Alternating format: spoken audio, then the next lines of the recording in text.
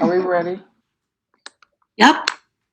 Oh, okay. I'd like to welcome everyone to the Housing Justice Candidate Forum featuring Sara Lewis and Marissa Hutabarat. This forum is in partnership with Vote, Louisiana Fair Housing Action Center, Jane Place Neighborhood Sustainability Initiative, Orleans Parish Prison Reform Coalition, Greater New Orleans Housing Alliance, and the Power Coalition for equality and justice. Today, the forum will be 60 minutes and we will have room for the end of the questions from the participants. Please use the question and answer function in Zoom to pose any questions that you may have. And feel free to send them through the forum. We are also live on Facebook. Our moderators for this evening is Andronika M. Morris, who serves as the Executive Director for Housing NOLA, a 10-year partnership between the Greater New Orleans Housing Alliance, the Foundation for Louisiana, the City Office of Housing and Community Development, and dozens of public, private, and nonprofit organizations working to solve New Orleans' affordability housing crisis. Lastly, we have a few reminders before we move on. I need to remind everyone that Election Day is Saturday, August 15th. Early voting starts tomorrow. That is July the 25th and is open for 2 weeks except for Sundays. Register to vote online at govote.com.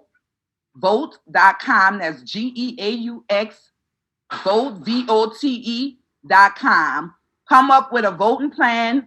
Make sure you know how you're getting there, when you're getting there, how you're going to get there. And now I will turn it over to Andronika.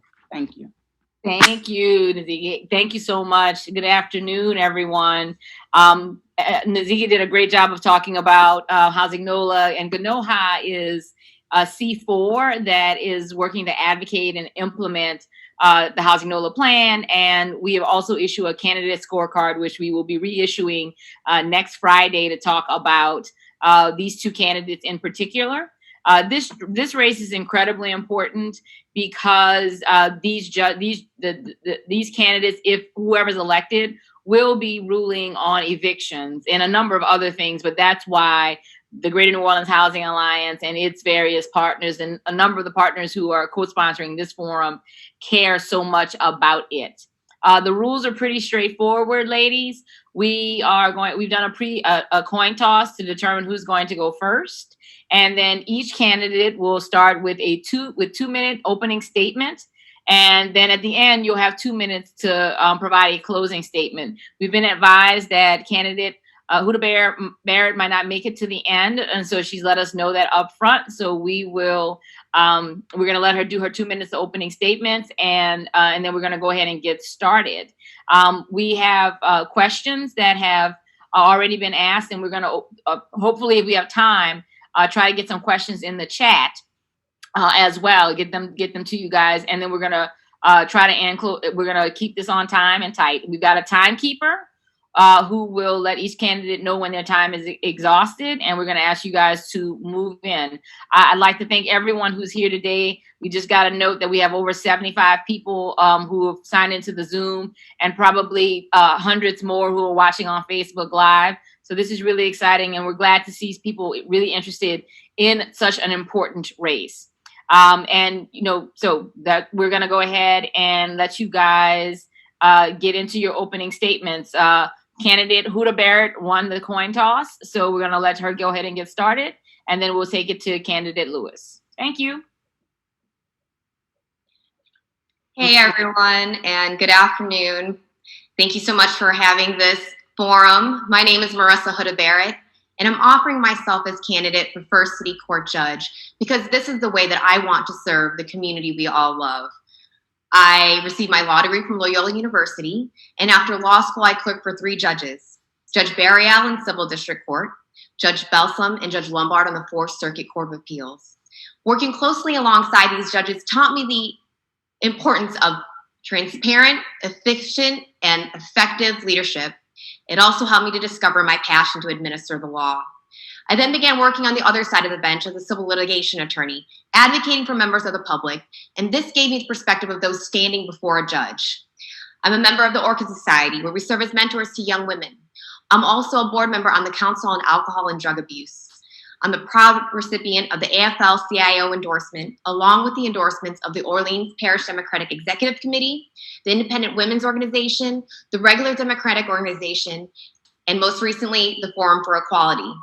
I've also received endorsements from elected officials, including Senators Jimmy Harris and Joe Bowie, Representatives Jason Hughes, Stephanie Hilferty, and Royce Duplessis, Council members Cindy Wen, Kristen Palmer, and Joe Russo, Louisiana Human Rights Commissioner Richard Perk, and Sheriff Marlon Guzman.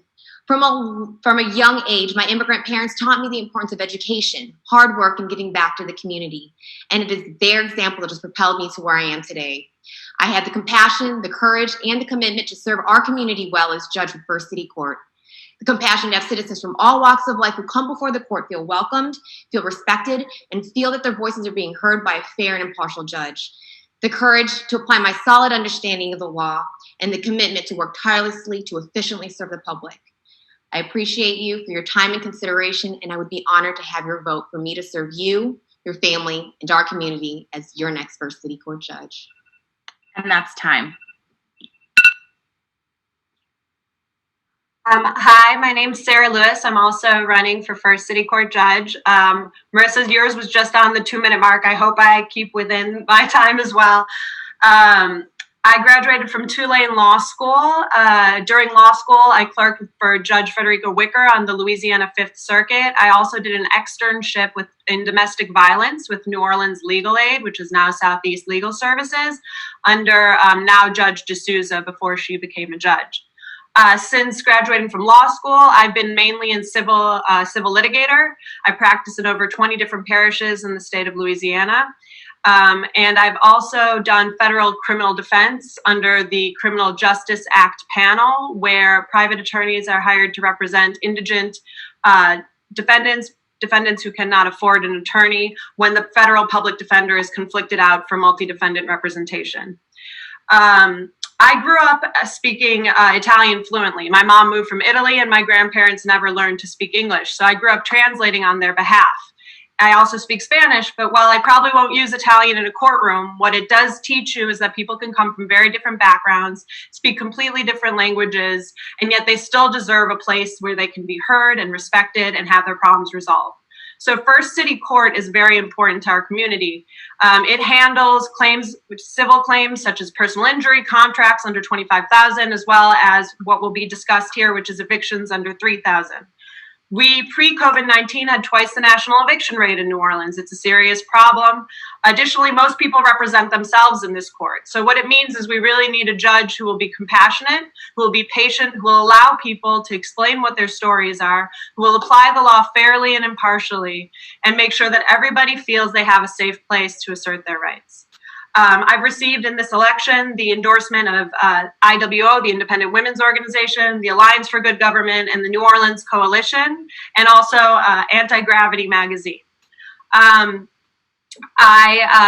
would very much enjoy your support in this election. Please remember, early voting starts, as they said, on Saturday, July 25th. It goes through August 8th. You can early vote any day except for Sundays, and then election day is on August 15th. And thank you so much for being here. Thank you everybody who is on and participating, and I look forward to your questions. Great. Time. Thank you both. So we're going to get right into it. Let's get to the questions that we started with. So the state's rental assistance program was recently overwhelmed by applicants in less than 72 hours. The eviction moratorium, the last eviction moratorium under the CARES Act, expires today.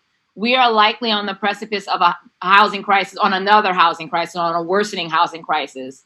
So a lot of what you will be doing if you're elected is deciding the fate of tenants who are being evicted. So with that context, making this position a particularly difficult and emotionally taxing job in the coming months, what proactive steps will you be taking as a judge to reduce the number of evictions in New Orleans? And so since candidate Hutabarat went first on the opening statements. We're going to go to candidate Lewis now.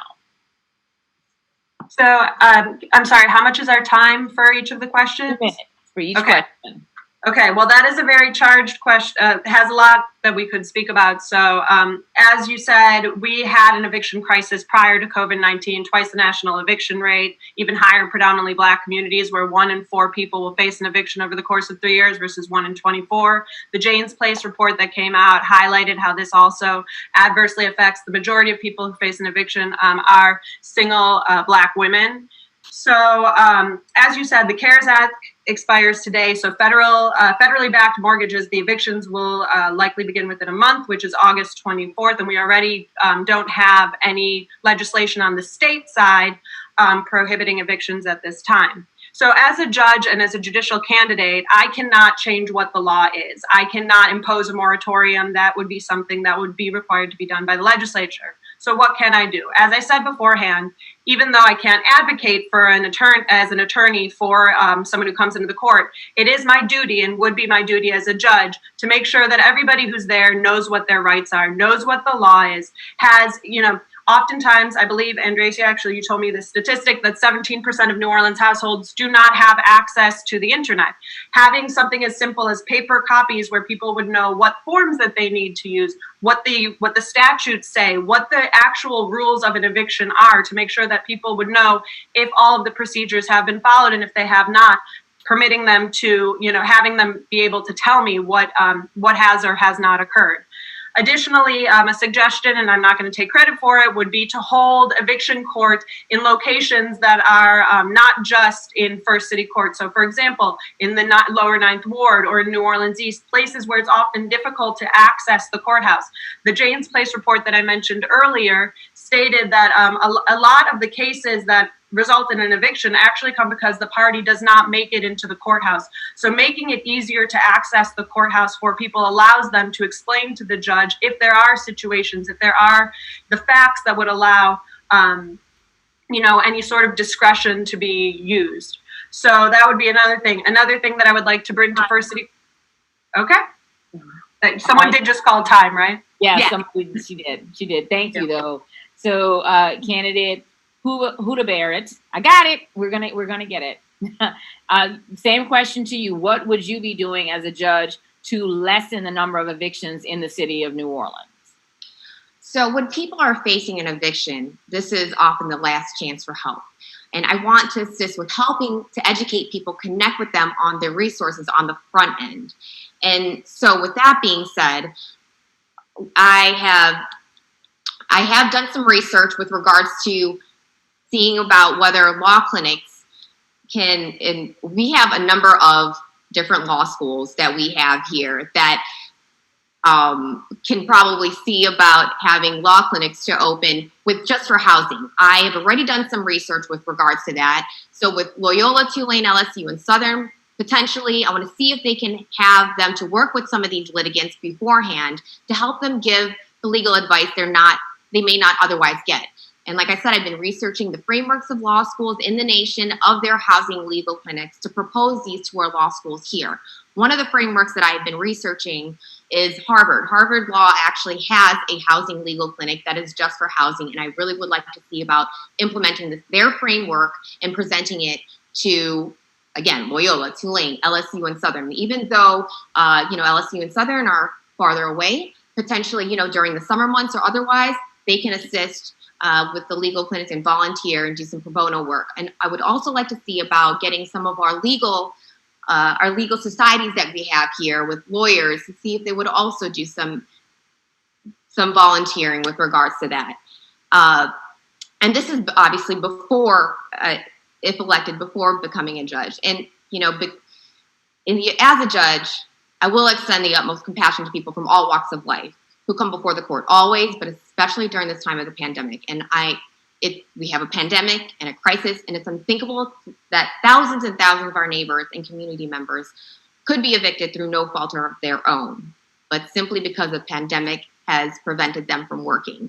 And so, if elected, I intend on working with the tenants and the landlords to help them find a way to move forward to the best of my ability, which includes time. All right.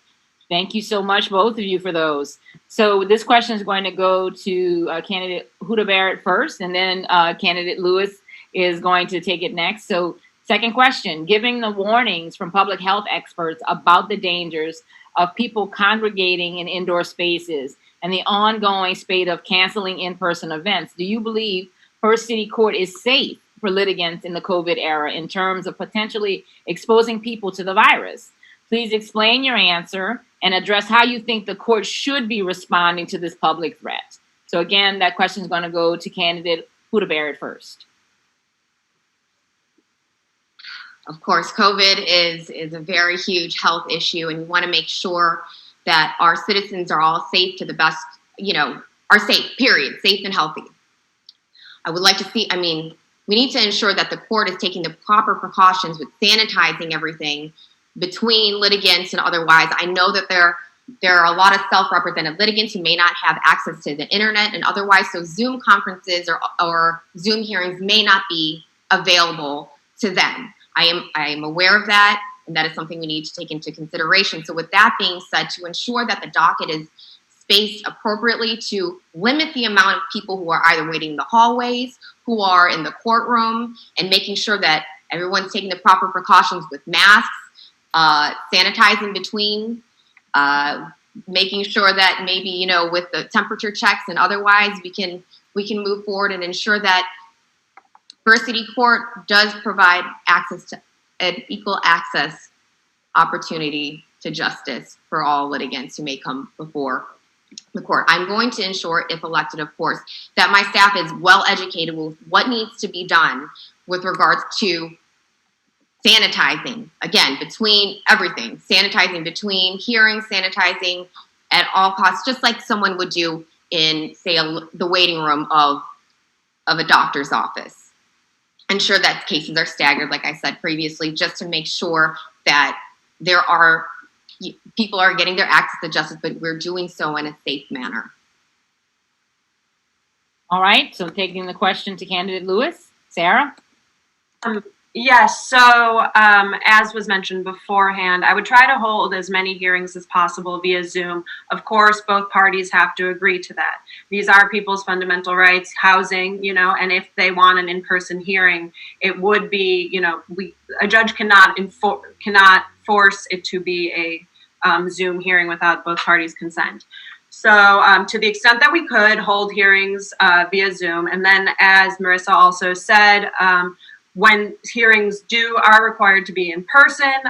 So federal court, they have a docket that is significantly more, I don't want to use the word organized, but just that there are time slots. So making sure that there's not a huge gathering of people that are within the courtroom at one time. Giving people individual times when they should arrive, making sure that everything is sanitized both before and after, ensuring that everybody is wearing a mask during the proceedings. And then just making sure that we limit the capacity in the courtroom at all times. Ideally, until we had this public health crisis under control, we would limit it even further, but that is a matter for the legislature and not for a judge. Okay. Thank you both so much for those answers. Moving on to the next question. Renters are often at a disadvantage in eviction court because they rarely have the same level of legal representation as landlords. We have 4 yes or no questions related to this issue, and then we'd like to allow you to each provide any relevant details at 2 minutes at the end. So we're going to ask the question, and then you each say yes or no, and then we're going to let you each expound a little bit more for 2 minutes. We're changing it up a little bit. You guys are going to get a note from the timekeeper in the chat box, because we've noticed there's been a little bit, might not necessarily hear the timekeeper. So keep an eye on the flags for your chats. And so let's get to those questions. Yes or no. This is kind of like a lightning round, except a little bit slower. So first of all, yes or no. Do you see this imbalance as a problem? I'm going first to Sarah. You're muted. Yes. And both of you should go ahead and unmute both of you for this, because it's yes or no. So do you see this imbalance as a problem? Yes. Candidate Hutabarat? Yes. Will this imbalance play a role in your consideration of cases? Sarah? Yes, but not letting us explain right now is killing me. Yes. I'll do it afterwards. We'll Yes. do it afterwards. Marissa, yes or no? Will this imbalance play a role in your consideration of cases? Yes. Next, do you believe candidates for city court judge positions should have to disclose their connections to landlords, particularly if landlords are donating to their campaign? Sarah? Yes. Marissa? Yes. Would you recuse yourself from a case if a landlord who donated to your campaign or their immediate family members have a case in your court? Sarah? I'm going to have to say no and explain it. Marissa? No, and explain it as well. All right, so let's go ahead and give you guys 2 minutes each to explain to follow up and provide relevant details on this lightning round of questions. Sarah, you're going to go first. Sure. I'm sorry. Can you re-say all 4 of them so I can just mark them? And again, we talk about the imbalance between renters, the disadvantage. So do you see the imbalance between landlords and renters as a problem? Will that imbalance affect your consideration of cases? Do you believe that as judges, you should be disclosing any connections to landlords, particularly if those landlords donate to your campaign? And would you recuse yourself from a case if a landlord who donated to your campaign or their immediate family members have a case in your court? So I will start with the imbalance. As I said, over 50% of people that come into the court represent themselves. Having representation, and it's not just because I'm a lawyer, is extremely important. It assists people. But you asked whether that would affect my consideration of cases, and it would, in the sense that it would make me be even more keenly attuned to the fact that people need the opportunity, people who represent themselves need the opportunity to fully explain what the facts are of their case, and I need to make sure that they know what their rights are, they know what the law is, and that it is still my duty to make sure that the law is applied to them, regardless of whether or not they know the law. The next question regarding disclosing connections, it is part of all of our finance reports that we disclose everybody who donates to a campaign. As judicial candidates, we're not allowed to request donations on our own behalf. We're not allowed to discuss fundraising for our campaigns on our own behalf. As to whether I would recuse myself if there was a person who had donated to the campaign and or any of their family members, it wouldn't go either way. So there's rules for recusal of a judge, and it is based on whether or not you can maintain your impartiality. And I'd have to review that on a case-by-case basis.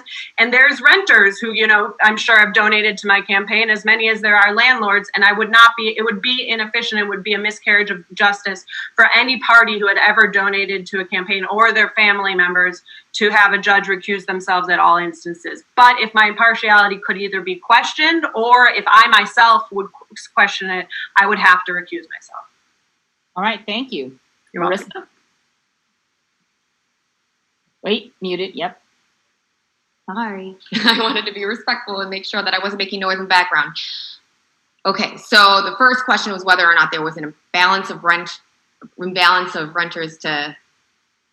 Imbalance of power between renters and landlords because of lack of legal representation. Yes. Correct. Yes. And whether or not that impacts you. And then again, the recusal question about if you guys have landlords donating to your campaign, disclosing that, and then what would a landlord who had contributed to your campaign, would that be enough to cause you to recuse yourself? So yes, there is an imbalance. And I know that part of the role as a judge would be to help get the information and the facts of the case. So judgments are based on a review of the presented facts and evidence, the legal research, and the interpretation of the law, the application of the law. So it would be part of the role of a judge to ensure that all the information is being attained through the course of the trial. And that would be the role in this matter. I will uphold the judicial canons, and if there is any bias, I would in fact recuse myself. Now, with regard to that, I would definitely, if there were somebody who donated to the campaign or otherwise, I can, and I feel that there may be a bias, which again, I would be an impartial judge, that would not be an issue to be presented, but I can disclose that information to both parties, and they can, if they are uncomfortable with that, then the necessary steps can be taken accordingly. I would ensure that Both defendants and the plaintiffs are educated about their rights. Okay, thank you both so much. Next question. We have New Orleans has one of the highest poverty rates in the country, and that lack of economic opportunity often drives housing and small claims disputes. So we've got several questions here that we may want to break down for you guys. So knowing that, and give you guys a chance to talk about it, how much of a factor will a person's financial status play in your rulings? How much of that can play in your rulings? How, if that can be utilized, how would you determine that person's economic status? What questions could you ask? How would you work on that? And how would you handle situations where an arrest or felony record is cited in the case or one of the causes for eviction? So this is going to be a complicated question, so you guys should feel free to, I'm going to go to candidate Hutabarat first, but feel free through answering these questions, because this is a big one, the multi-parts. So I'm going to take them in part and then maybe let you guys go back and forth for them, and that might be the simpler way to do it. So how much of a factor, because again, this is a city of extremely low-income people, how much of a factor will a person's financial status be able to play in your rulings, Candidate Hutabarat? That is dependent on the case. Again, everything's going to be taken on a case-by-case basis, and it's based on the facts that are presented. So it depends on the case is my answer for that one. Okay. And how would you be able, and if it's on a case-by-case basis, would you be able to use, what factors could you use to include that or to evaluate that or determine their economic status? Are you working? Do you support anyone in your family? How many children do you have? Things of that nature. Okay. And then the last part of this question is, how would you handle situations where an arrest record or a felony record is cited as the cause or one of the causes for eviction? How would that be handled? Yes. That also depends. Again, it depends on the facts of the case and what is actually presented and the applicable law and what the charge is. Okay. Thank you so much. All right. So we're going to go to candidate Lewis. Do you need me? I'll start over again with the questions. How much of a factor does a person's financial status would play in your rulings if you're elected? So it would be one of the facts, it'd be part of the facts of the case. It would be, as Ms. Hutabarat said, on a case basis, determinative. Judges do have discretion. It plays into, evaluating a case as a whole. Okay, next part of that question. How would you determine that person's economic status? Since you might be able to utilize it, what would you be using to determine that status? Well, besides what Marissa mentioned earlier, asking those sorts of questions and finding out about their, economic status, there's also applications for informa pauperis status have certain, requirements that people are, fill out that are able to determine whether or not they meet the criteria to proceed informa pauperis. Informa pauperis, I'm sorry, I realize I'm using a legal term and I should sometimes explain those, but it just means that, certain filing fees are waived in the court and other fees are waived. And it's a determination, I believe that the Latin literally translates to in the form of like a pauper or poverty, so the court has certain determinations that there's certain questions that they already asked. And I'm sorry, on this Zoom call, a poll just popped out. Yeah, that's right. Okay. That's for the candidates. I mean, that's for the participants. We're going to share that information with you guys. Okay, thank you. Go ahead, Sarah, keep going. So yeah, that is my answer to that part. And I believe your last one was if an arrest or a felony or other records were cited as a cause for eviction. Right. I know that, so there are three matters in general that three reasons that serve as a basis for an eviction. It's a breach of the lease, it's a non-payment of rent, or just that the lease is terminated. So, it's a year-long lease and it no longer exists. So if it did not fall within one of those, it would not be a criteria as a basis for eviction. Now, it would determine on the facts of the case. I do not know, if something was committed within the home and it was some sort, that I can't speak as to the individual facts of each case. But in general, that is not one of the manners. That's not one of the bases for illegal eviction. And I would apply the law, fairly and impartially as to what the law states. Okay, great. So we want to urge the participants now to take the housing justice poll, because we want to share the results with the candidates, and then we're going to be moving to the Q&A section where we only have have some limited time. So we're going to want to wrap this up as quickly as possible. So we're urging everybody to take the poll so we can have that information, and we can share it with the candidates afterwards, and we can talk about this as we move forward. So we are now going to be moving to questions about, we've got some questions from the audience. Some of the questions have been answered already. They were already included in some of our questions. So we are going to ask, first up, question is what are the candidates' commitments to ensuring that poor residents are not displaced? And what does that commitment mean? So we are going to go first to candidate Lewis with this question.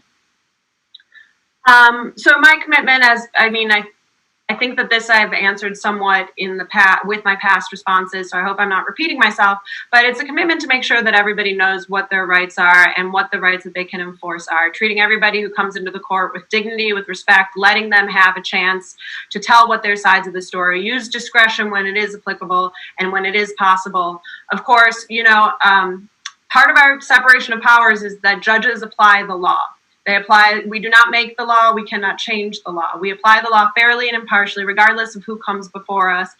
And, my commitment is that, we're in the middle of COVID-19. We're in the middle of a national health crisis, a worldwide pandemic, unlike anything that's ever been seen before. Housing is a fundamental right, and we should try and keep people, in their houses. But, I have to apply the law as it is at this point. And I encourage everybody to write and call every single one of their elected legislative officials and to try and address these matters. Okay. Candidate Hutabarat? My plan is to act as an educator and keep information regarding the types of matters and issues that are before the court. I want to make sure that people are having they have the resources that they can get help that they are entitled to. And if that means pointing them out to this while on the bench or otherwise, I am ready and willing to do that. There are other resources such as Unity. If in fact they do become homeless, I am familiar with certain different organizations that may help them find some kind of way to keep off the streets. I know there's some limitations with regards to that, and I also understand that some of the judges in that court, landlords can be asked to compromise and work with these family members so they could possibly not get evicted and, maybe put them on a payment plan or postpone things to help them find a place to live. And these are the things I intend to do as a judge.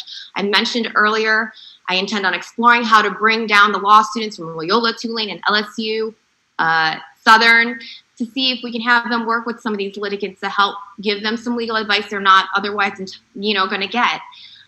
Like I said, I've been researching these law schools with the housing legal clinics, and I want to see about ensuring that framework can be addressed and brought to fruition here in this state. I've also inquired about other actions that would be helpful that I may be able to take on as a judge, and I was advised that sharing courtroom experiences with the legislators could be helpful so they're aware of the laws and how they affect the public as it pertains to evictions.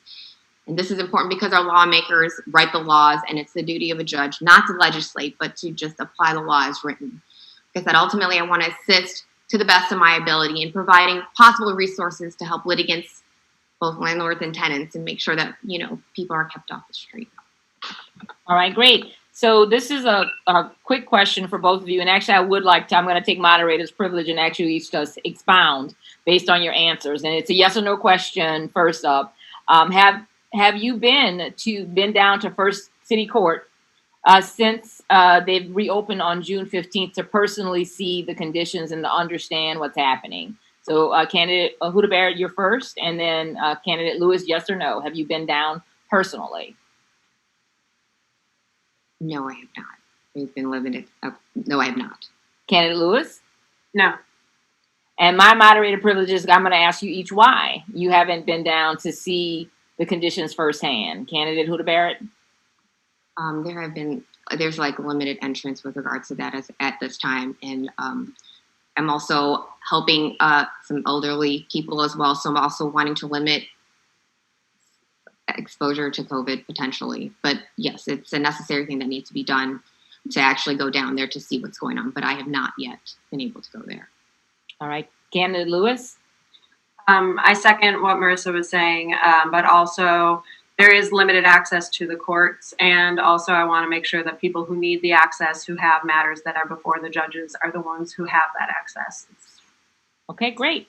So next question we have, so candidate Lewis said that you would not allow a party to appear remotely without the consent of both parties.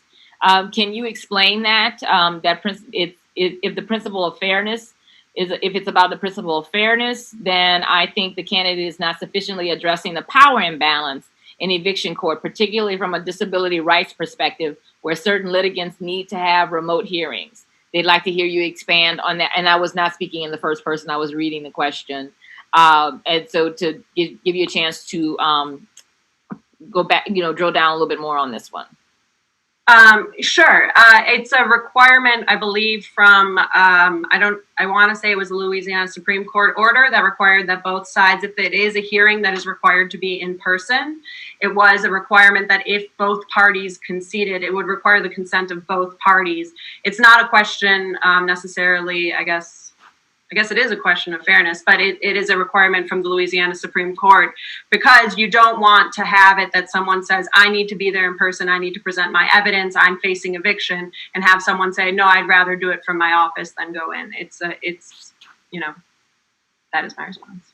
Gotcha.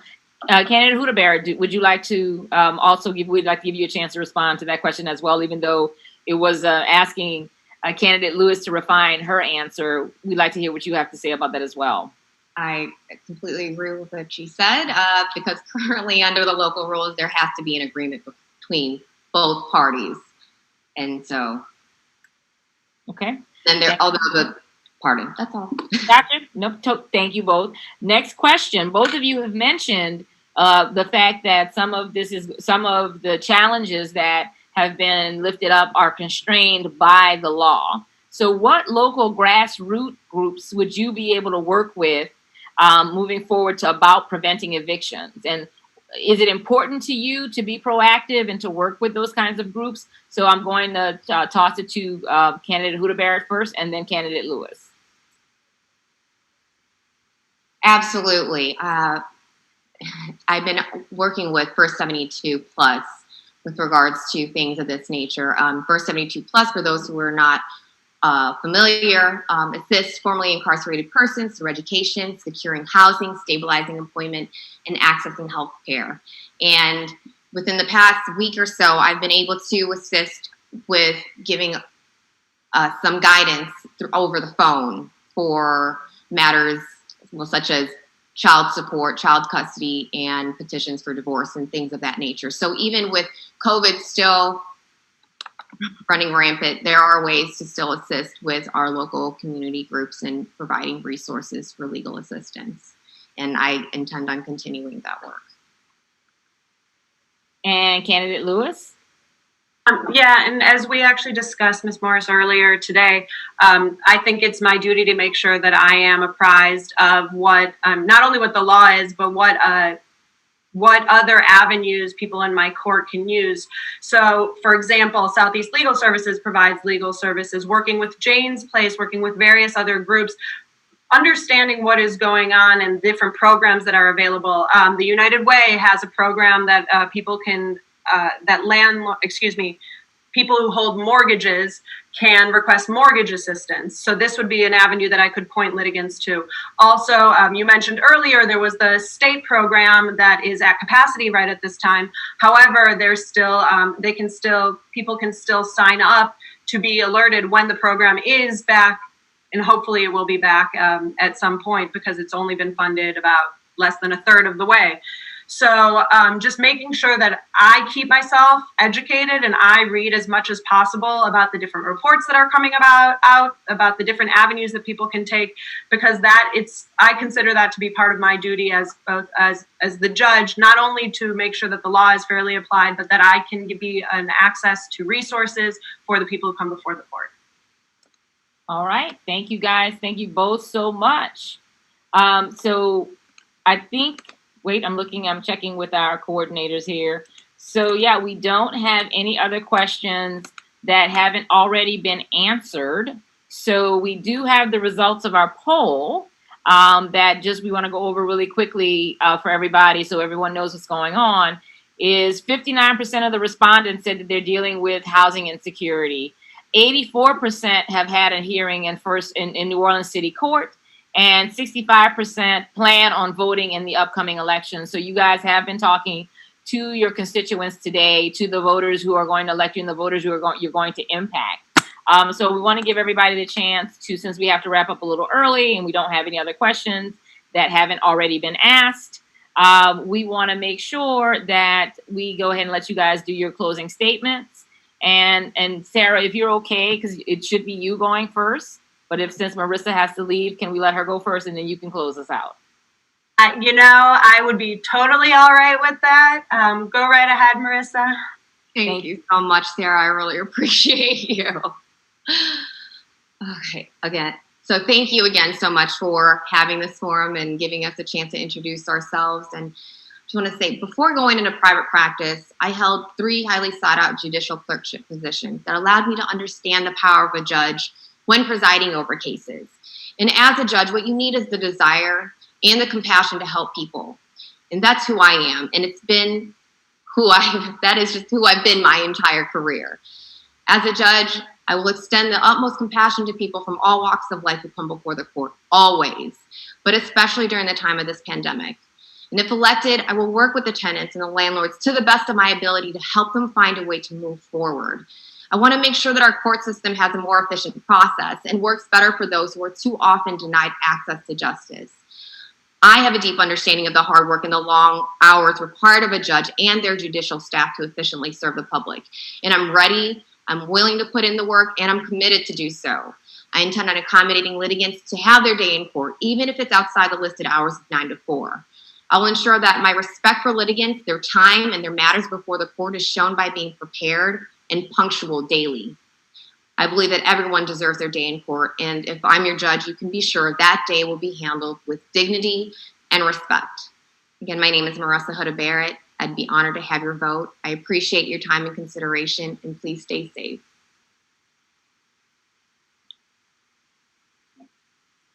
Oh, you're still muted, Ms. Morris. Thank you. Go ahead, Sarah. You can go ahead and close us out. Thank you, Marissa. If you want to jump off, you can. Bye, Marissa. Thank Sarah, you. I'm sorry. Thank you so much for y'all's patience. Thank you. I also want to thank everybody for being here. One of the incredible things about running for office is getting to meet, and I guess I should say in COVID times, virtually meet for the most part, people in the community and see the amount of activism and just the genuine concern and care that people feel for one another, and the amount of dedicated time that people will spend volunteering.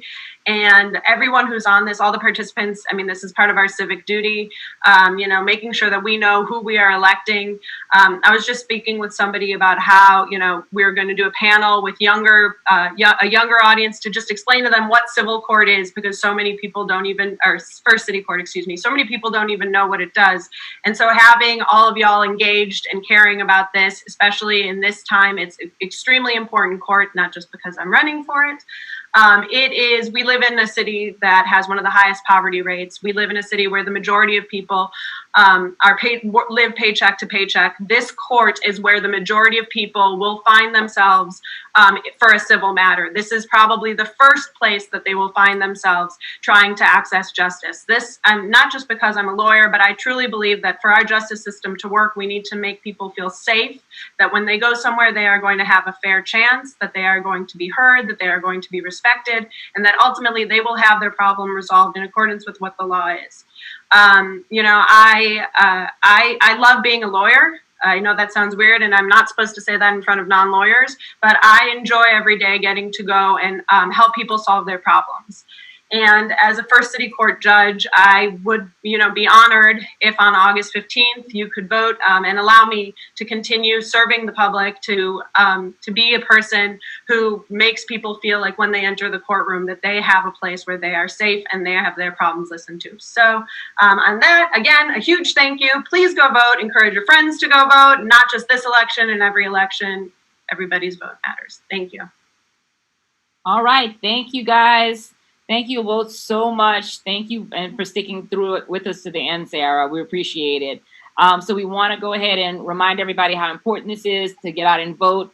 Early voting starts next Saturday, and we'll be issuing the Genoha scorecard, the revised scorecard, on Friday. So I'm going to throw things back to my partner in crime, my able co-moderator, Nazike. Thank you, ma'am.